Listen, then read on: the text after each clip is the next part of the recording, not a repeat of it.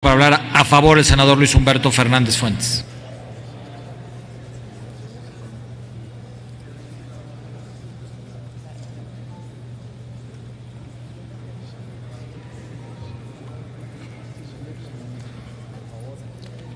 Con su venia, sus señorías.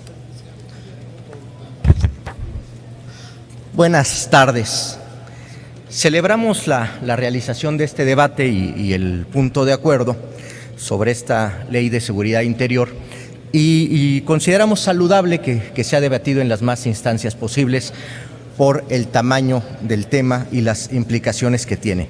Obviamente, y vale la pena acotarlo, este debate no sustituye nada. Cuando venga la ley la debatiremos en forma, simplemente es un punto de acuerdo sobre la conveniencia de debatirlo en la CONAGUA. La conveniencia de contar con una ley de seguridad interior creo que está más allá de cualquier duda. Es necesario tener los elementos jurídicos no solo para regular la participación de las Fuerzas Armadas en acciones de seguridad, también son fundamentales para toda la acción gubernamental frente a diversas amenazas. Y estas circunstancias y en otras circunstancias a las autoridades municipales y estatales que se vean rebasadas, como pueden ser epidemias y catástrofes naturales. Esto es, debemos de construir un proceso que permita la distribución y coordinación de competencias y responsabilidades a todas las autoridades y todos los niveles de gobierno.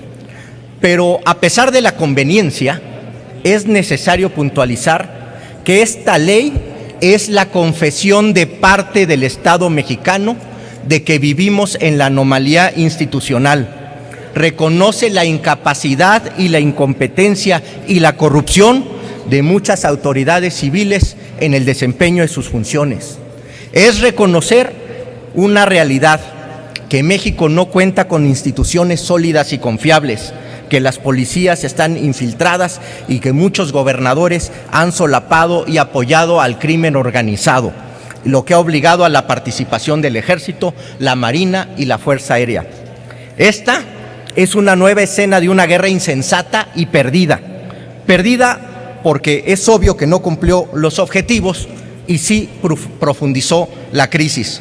No lo afirmo como un juicio ligero, es una realidad que después de tantos años, tantos muertos y tanto dolor, no se ha fortalecido el Estado de Derecho ni tampoco disminuido la violencia. Es el reconocimiento del fracaso del Estado mexicano para el control de la violencia, de la apropiación ilegal de los recursos ajenos y para establecer un mínimo de certidumbre jurídica de las personas, sus derechos y sus propiedades. Sería tan injusto como irresponsable culpar al Ejército de esta circunstancia, quien entró por instrucción y no por decisión, pero también hay que poner en la mesa las violaciones de derechos humanos. Reconocemos que ha habido un esfuerzo importante para su protección, pero también hay muchos casos en los que sería conveniente darle mayor claridad. El problema no admite versiones maniqueas. La realidad es que hay mucho dolor e injusticia. Hay militares en la cárcel por hacer un trabajo que les es ajeno, pero también hay víctimas de abusos. Hay más militares sentenciados por violaciones de derechos humanos que narcotraficantes con sentencia definitiva por delitos contra la salud. Esto nos hace obvio que esta estrategia no está funcionando. Y la pregunta de fondo es si esta ley ayudará a pacificar al país o dará un marco adecuado a las Fuerzas Armadas. La verdad sea dicha es que no. Lo afirmo lo primero porque la ley en sí misma no ayudará a pacificar el país.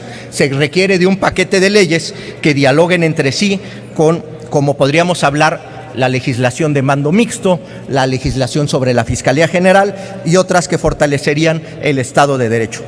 Tampoco se podrá pacificar al país si se sigue procrastinando la formación y la capacitación de policías. En cuanto a la regulación de las Fuerzas Armadas, la ley por sí misma no va a alcanzar. Se requerirá, si fuera el caso, de modificar a la Constitución, pero en todo caso esta ley debe de apegarse a los principios constitucionales. ¿Esto significa que no tengamos que trabajar en esta ley? No. Como lo comenté al principio, la ley es conveniente y tiene sus retos, pero es importante conocer los alcances posibles y los límites que nos señala la Constitución. Vivimos un Estado disminuido que no sabe cómo administrar sus activos en materia de seguridad, y esta ley puede ser útil siempre y cuando se apegue y se respete a la Constitución. En un ejercicio maduro podemos reconocer que las iniciativas presentadas tienen elementos positivos y valiosos, las de todos los símbolos políticos, pero también hay puntos que constituyen un riesgo para la institucionalidad que no voy a abordar en este momento, pero que sí hay que estar atentos. Los principales contenidos que debe tener esta ley es que debe tener, y esto es irrenunciable, una ruta clara para el regreso de las Fuerzas Armadas a sus cuarteles. No creo que haya una intención militarizadora, pero hay que ser claros y contundentes para que no quede lugar a dudas. Se debe establecer un retiro gradual, medible y con plazos definidos.